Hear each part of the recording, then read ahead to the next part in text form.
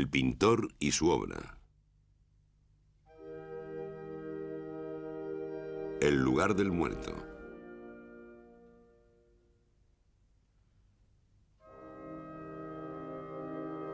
...3,15 metros por 6,68.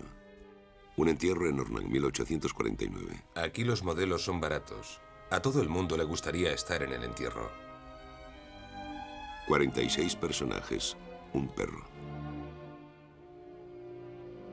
Ya han posado el alcalde, que pesa 400 libras, uno de los maceros con la nariz roja como una cereza, pero grande en proporción y de 5 pulgadas de largo. Alrededor de una fosa abierta en el primer plano, vemos varios grupos de personajes. Las mujeres, los hombres, los eclesiásticos. El cura, el juez de paz, el que lleva la cruz, el notario, el teniente de alcalde Marlet, mis amigos, mi hermano, los niños del coro, el sepulturero, 2 viejos de la Revolución del 93 con vestidos de la época, un perro, el muerto y sus portadores, los maceros, mis hermanas, otras mujeres, etc. A la izquierda, el Rocher du Château.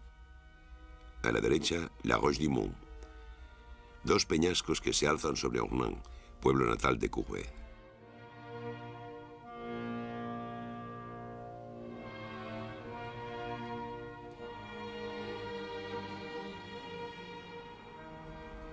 Ornans, franco condado, a 25 kilómetros de Besançon, 3.000 habitantes en la época. El Loup es una resurgencia del Doubs. Entonces se pensaba que era un río nacido en la montaña. Courbet pintó muchas veces su fuente, sus hoces, sus paisajes calizos.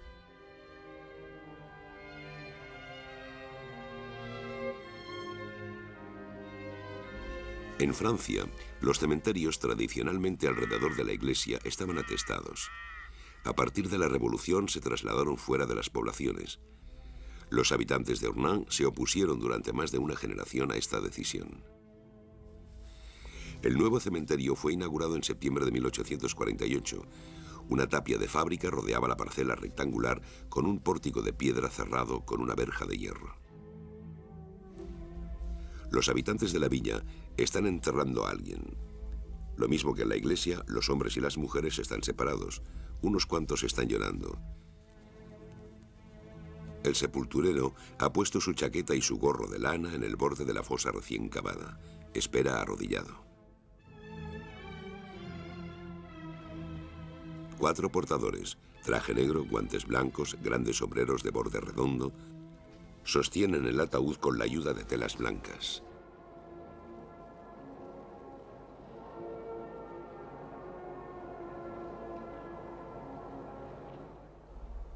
Tres sacristanes con unos curiosos birretes. Courbet volvió a pintar estos gorros en otro de sus cuadros, La muerte de Janon, hoy desaparecido.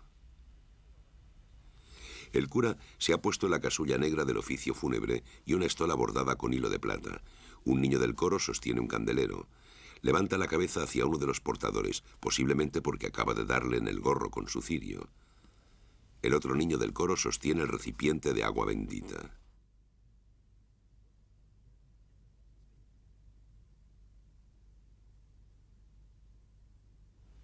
Algunos historiadores pensaron que los vestidos de los 2 maceros estaban inspirados en pinturas italianas antiguas. En 1994, en una reforma de la iglesia, detrás de un armario de la sacristía se encontró una de estas tocas rojas con palmetas, caída y olvidada. Los hombres y las mujeres van de luto. Varios hombres llevan chistera. Las mujeres capuchas negras y cofias blancas. Solo los 2 personajes situados a la derecha de la tumba llevan levita y pantalones a la antigua, con polainas el primero y medias azules el segundo. Este último lleva un bicornio. Estos vestidos insólitos eran de 1793, es decir, medio siglo antes, en la época de la Primera República. El cuadro fue pintado en 1849, durante la Segunda República, que acababa de traer la Revolución de 1848. Febrero de 1848. El motín popular destronó al rey Luis Felipe. Se restablecieron las libertades, pero eso no acabó con el paro y la miseria. 3 meses después estalló otra revolución, barricadas en París. La insurrección fue ahogada en sangre. Ejecuciones sumarias, destierros, deportaciones. A finales de 1848, Luis Napoleón Bonaparte, sobrino del emperador, fue elegido presidente de la República. Enseguida hizo todo lo posible por concentrar el poder. En 1849, la Asamblea Nacional, con mayoría monárquica, anuló los avances sociales del año anterior.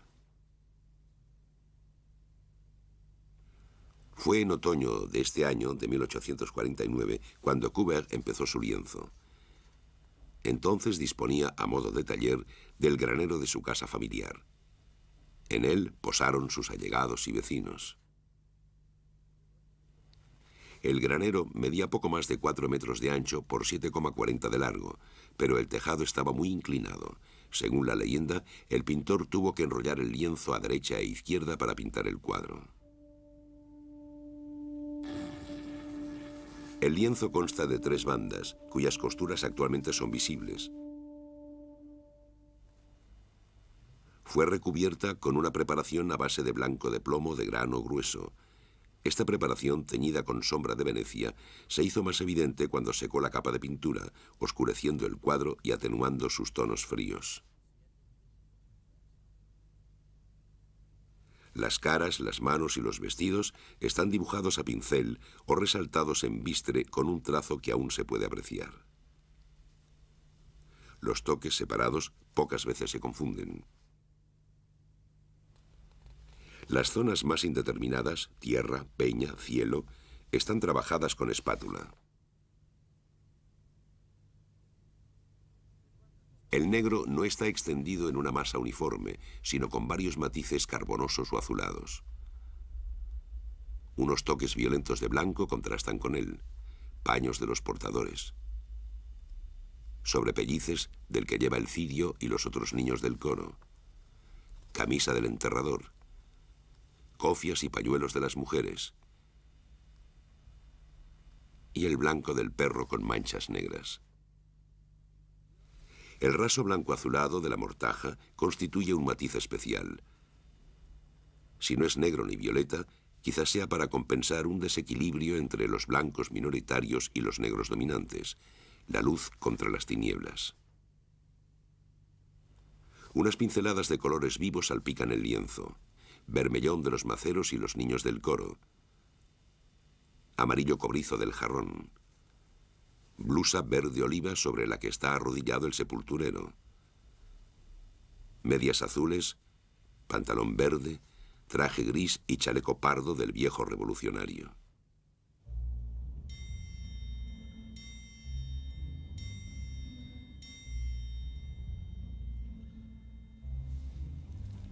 Han reaparecido varias correcciones. El sombrero de uno de los portadores está desplazado. Una mujer con capucha está borrada. Un perfil de hombre también está desplazado. El cuadro es más o menos el doble de largo que de alto. Su formato panorámico está realzado por la cresta de los peñascos. Los personajes están representados a tamaño natural, lo que refuerza el efecto de realismo. En un apunte se esboza una primera idea del cuadro. Un cortejo avanza de derecha a izquierda, encabezado por el ataúd y los eclesiásticos. Detrás van los hombres y por último las mujeres. El sepulturero está arrodillado en el extremo izquierdo, delante de una tumba que se adivina. En el cuadro, la composición es más compleja. El grupo se ha estirado paralelamente al contorno de las rocas.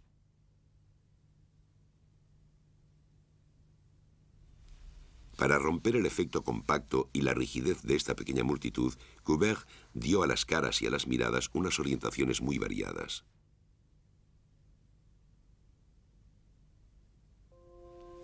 El pintor representa un momento preciso. La procesión acaba de entrar en el cementerio y se ha dividido en 3 grupos. Los eclesiásticos y los portadores acaban de situarse a la izquierda de la fosa y los hombres a la derecha. Las mujeres siguen avanzando de izquierda a derecha y rodean el grupo de los hombres. Entonces dan la vuelta y se acercan a la fosa. Esta fosa se ve de lado, como si el espectador estuviera a la izquierda del hoyo. Es uno de los escasos volúmenes representados de forma ilusionista como el recipiente de agua bendita, los pliegues de la mortaja y la bola de crucifijo. Los personajes parecen sin perspectiva. Es lo que más desagradó al público de la época. Fueron comparados con figuras recortables. La imagen obedece a una construcción geométrica. La tumba se sitúa en el centro del cuadro. El crucifijo marca la primera cuarta parte. Los bordes de la tumba sugieren un punto de fuga en el astil del crucifijo. El ataúd está inclinado en la diagonal del rectángulo formado por la línea del horizonte y el borde inferior del cuadro. Los brazos del crucifijo están alineados en la diagonal del rectángulo superior. El crucifijo y las tibias cruzadas forman dos cruces oscuras y opuestas. En 1850, Courbet expuso el cuadro en Ornans, en Besançon y en Dijon. Luego lo inscribió en el Salón, única salida para un pintor joven. También creo que la pintura es un arte esencialmente concreto y solo puede consistir en la representación de las cosas reales y existentes. Es una lengua física en la que las palabras son todos los objetos visibles. Un objeto abstracto, no visible, no existente, no pertenece al campo de la pintura. El amigo de Courbet, el periodista Jean Fleury, había introducido en 1847 en las conversaciones de café la palabra realismo, y según él los pintores serían los principales representantes de la nueva corriente. El salón, después de la Revolución, se abrió a toda clase de temas sociales. Los pintores utilizaban formatos muy grandes, mostraban escenas domésticas y daban a sus héroes ordinarios la grandeza solemne de personajes históricos. Sus cuadros contrastaban con los asuntos fantásticos a los que estaba acostumbrado el salón. En 1849, Courbet expuso 10 obras en el salón. Con la sobremesa en Ornans obtuvo la segunda medalla, lo que le dispensaba en adelante de someter sus cuadros al jurado. La pintura fue comprada por el Estado para el Museo de Lille.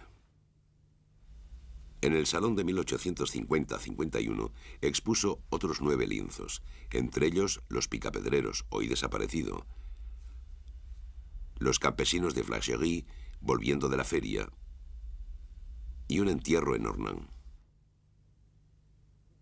Seguramente Courbet esperaba que su cuadro fuera comprado por el Museo de Luxemburgo, como Los romanos de la decadencia de Thomas Couture 3 años antes.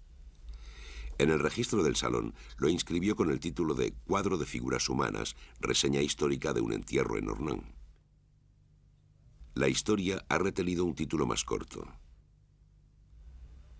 Después de la violencia revolucionaria de 1848, la reacción política se fue transformando poco a poco en denigración agresiva de los críticos y los caricaturistas. Las señoritas de pueblo, los campesinos de Flagey volviendo de la feria, los picapedreros. Papá, ¿por qué le llaman a esto pintura socialista? Pardiez, porque en vez de ser una pintura rica, es una pobre pintura. El entierro del señor Courbet. Se diría que su pincel se complace en la imitación sistemática de la naturaleza trivial y repelente, que sus preferencias se centran sobre todo en los tipos grotescos, en todas las deformidades de la fealdad física. Una caricatura de Bertheil, que lo único que conserva del cuadro es el perro y los 2 maceros, dibuja las lágrimas de la mortaja como cacas de perro. Varios años después, la caricatura que hace Echam del estudio pone en manos del pintor una escobilla en vez de un pincel.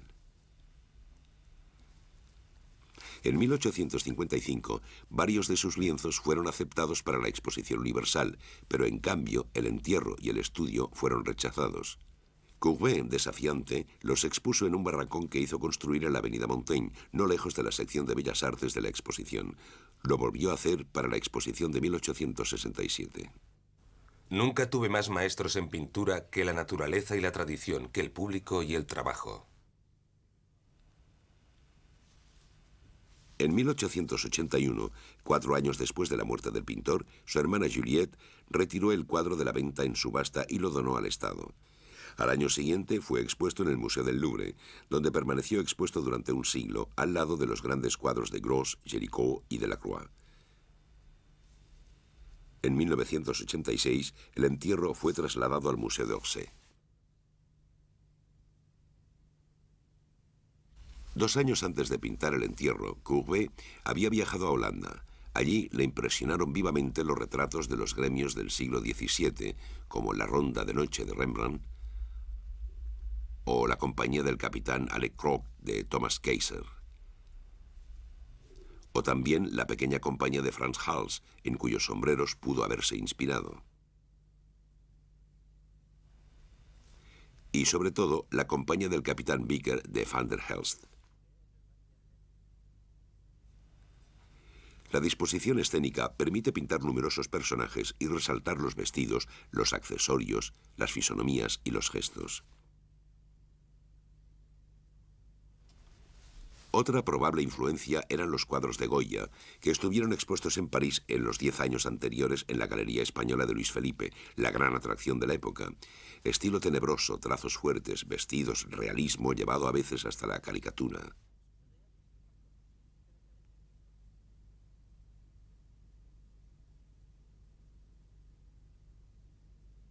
Tanto por su formato como por su composición, el boceto del entierro recuerda a un grabado en madera que circulaba en el Franco Condado y servía de esquela de defunción.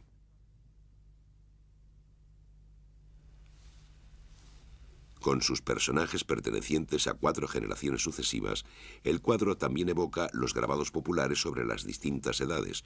Una pirámide muestra las edades de la vida. Otra imagen muy corriente en la época era la de las ceremonias de la vuelta de las cenizas del emperador Napoleón en 1840. Courbet asistió a parte de las ceremonias de París y vio los grabados. Seguramente se acordó de ellos al pintar el cuadro. Las imágenes del baile de los muertos de Alfred Rethel también pudieron influir en Courbet. Justo después de la de 1848, Rethel muestra la vanidad de todas las revoluciones. En todas las culturas del mundo, los rituales funerarios ocupan un lugar social de primer orden. Sirven para unir en la pena a las comunidades campesinas o urbanas. Quizá en el entierro haya un recuerdo de todas estas tradiciones que asocian los cortejos fúnebres con los bailes macabros gesticulantes. Terminamos este carnaval con una procesión solemne por todo el pueblo. El efecto era fúnebre y siniestro. Procesiones caricaturescas, cortejos ridículos, farándulas de carnaval, todo vale para conjurar la muerte. Folclores que, con frecuencia, convierten las ceremonias fúnebres más serias en farsas burlescas.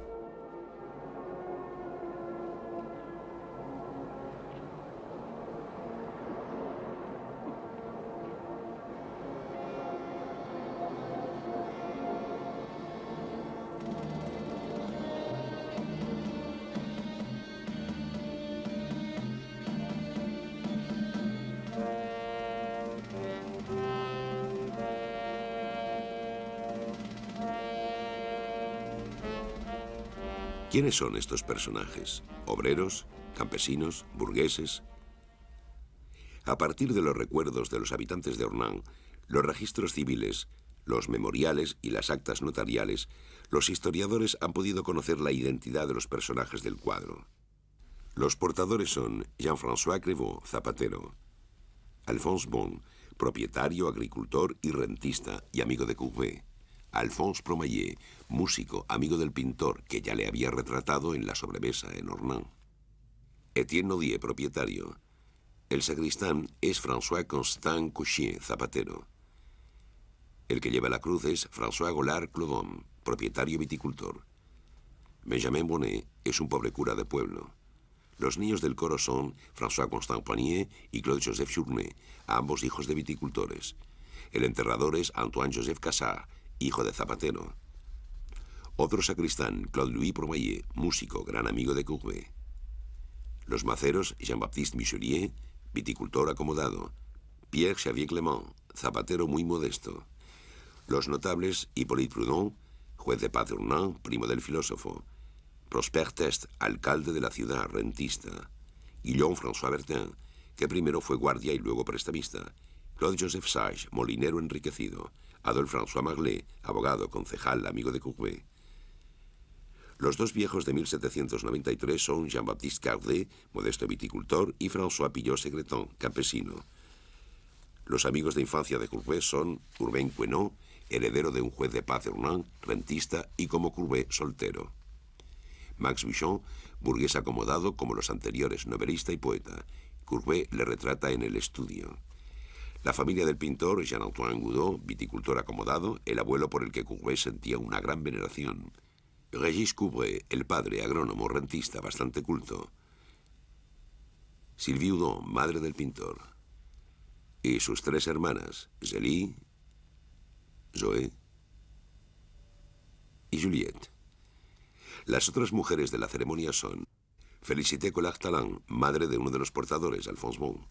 Jean-Marguerite Victoire Sevray, mujer de uno de los sacristanes. Jean-Baptiste Gros-Lambert, llamada Mère Gaguet, mujer del anciano al que Courbet retrata en Los Picapedreros. Jean Philibert Thévenon, llamada Fifi Queñot, costurera casada con un agricultor. Joséphine Boquin, propietaria acomodada. François Garmont, hija de agricultores. François Roncet, mujer de un rico ebanista de Hernán. Célestine Garmont, hija de agricultores, minusválida, que murió en la indigencia. La niña es la pequeña Test, una bisnieta de Jean-Antoine Houdon y por tanto prima segunda de Courbet. Algunas personas no han podido ser identificadas. Conclusión evidente que contradice la mayoría de las interpretaciones antiguas del cuadro. Esta pequeña multitud no es ni mucho menos representativa de una población en la que predominaban los obreros, jornaleros, campesinos y artesanos modestos. A excepción de 2 o 3, todos los personajes pertenecen a la clase de los pequeños propietarios, burgueses acomodados y rentistas. Courbet hizo posar primero a los miembros de su familia, luego a sus amigos de café y por último, por comodidad, a muchos de sus vecinos de barrio. Hombres y mujeres, jóvenes y viejos, pobres y ricos. El visitante encuentra hoy sus nombres repartidos por las calles del cementerio.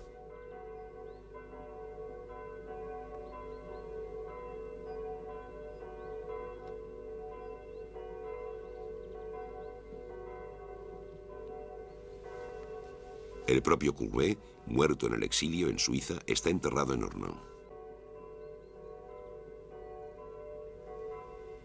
Es posible que el pintor haya querido reflejar en su cuadro las sordas amenazas políticas del verano de 1849, hasta el punto que hay quien afirma que la escena es el entierro simbólico de la República. Según algunos, Courbet destaca un enfrentamiento entre los republicanos y la Iglesia, a la que se consideraba conservadora. Pero la revolución de 1848, impregnada de socialismo utópico, abogaba más bien por un entendimiento universal. En algunas representaciones de la época, el cortejo de los pueblos liberados está dominado por Cristo, como el entierro de Courbet lo está por la cruz. Cristo se alza sobre un paisaje de montaña como en las representaciones clásicas de la Pasión. Es un Cristo de madera, pintado en gris rosado, que parece vivo. El telón de fondo no es la Jerusalén espléndida, sino las rocas de un paisaje jurásico pelado. El Evangelio dice que en el momento de la agonía de Cristo en el Gólgota, la tierra tembló, se abrió, y la calavera de Adán, el primer hombre enterrado desde hacía milenios, reapareció. La calavera está ahí. Es un detalle con pretensión edificante, como esos objetos que aparecen en las vanidades para recordarnos a todos nuestra suerte común. También evoca la escena del cementerio de Hamlet, que fue ilustrada por los artistas románticos como Delacroix.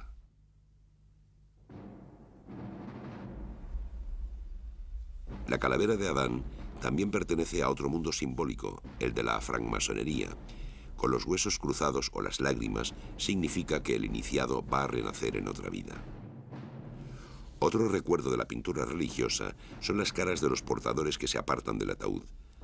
En el campo muchas veces se esperaba varios días antes de enterrar a los muertos. En los cuadros sobre la resurrección de Lázaro se evoca a veces con crudeza la pestilencia de la muerte.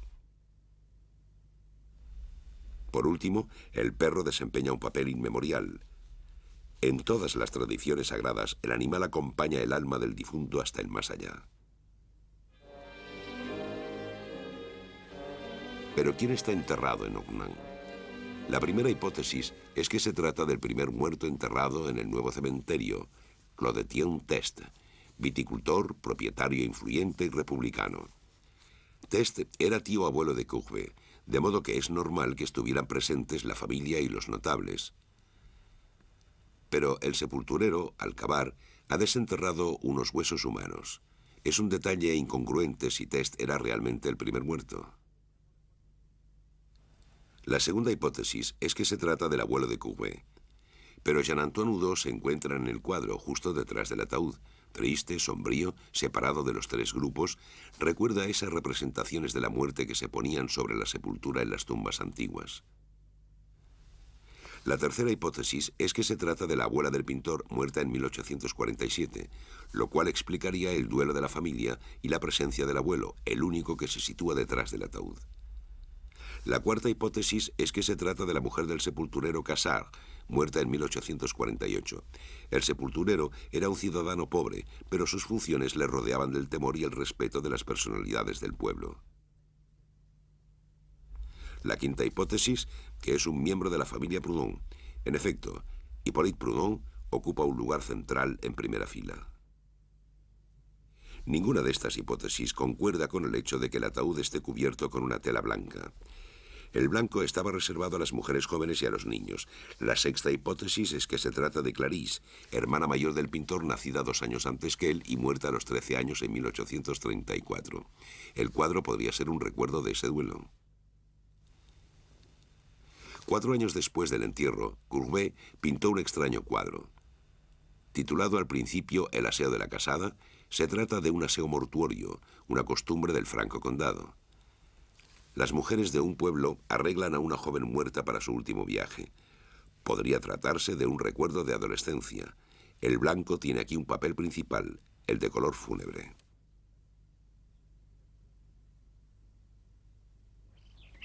Entre 1847 y 1849, Courbet perdió a su abuela, a su abuelo y a su tío abuelo Test. En la misma época, las sepulturas del antiguo cementerio, entre ellas la de Clarisse, fueron trasladadas al nuevo. Podemos imaginar hasta qué punto fueron obsesivas las ceremonias fúnebres para el pintor y su familia durante estos años. La séptima hipótesis es que el ataúd contuviera los restos mezclados de toda una familia, trasladada del cementerio antiguo al nuevo. El pintor dijo una vez con ironía: es el entierro del romanticismo. Y el cuadro, última hipótesis, es como el entierro del joven pintor en persona, llorado por los suyos. Como si Courbet dijera adiós a su imagen romántica y a los temas sombríos y novelescos de sus primeros cuadros. Las lágrimas y la osamenta del ritual, ya sea cristiano o masón, significaban que el iniciado pasaba a otra vida. Courbet se entierra a sí mismo para renacer a otra pintura.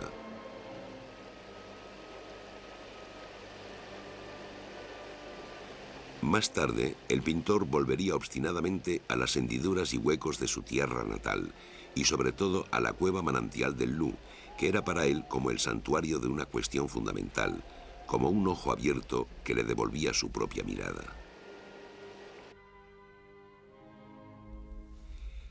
Pero de momento, el agujero que se abre en el centro del lienzo no es más que la fosa de un cementerio. Un agujero de tierra fría que, cada persona de la imagen lo sabe, acabará tragándonos a todos.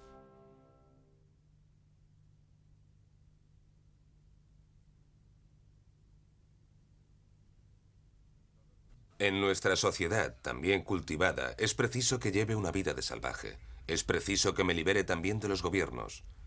El pueblo goza de mi simpatía. Es preciso que me dirija a él directamente, que saque de él mi sabiduría y me haga vivir. Para eso, acabo de empezar la vida vagabunda e independiente del bohemio.